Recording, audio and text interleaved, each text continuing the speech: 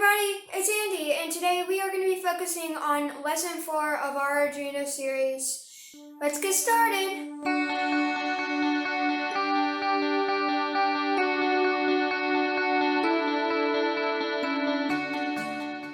Okay, first we will plug in our red wire into our 5-volt channel.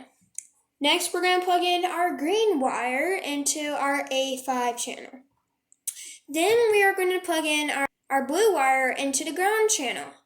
Next, we will plug our yellow wire into the 11th channel. If you want to know how it was set up, make sure to visit our website at cleanandandy.com, and you can visit our Arduino lessons page. Okay, first we will start over void setup, and we're going to type in ENT input equals A5 semicolon / and then we're going to put in microcontroller analog connection for the potentiometer. Then we're going to put in on the next space ENT LED equals 11 semicolon / LED connected to digital pin 11. And then ENT value equals 0 semicolon / sets potentiometer input value at 0. Now we're going to go down to our void setup, and we're going to type in pin mode and then in parentheses LED, output, and then we put in a semicolon.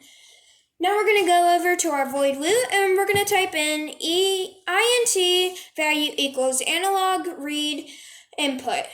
And then we put a semicolon and then 2 slashes, and then we put in reading the value of the potentiometer.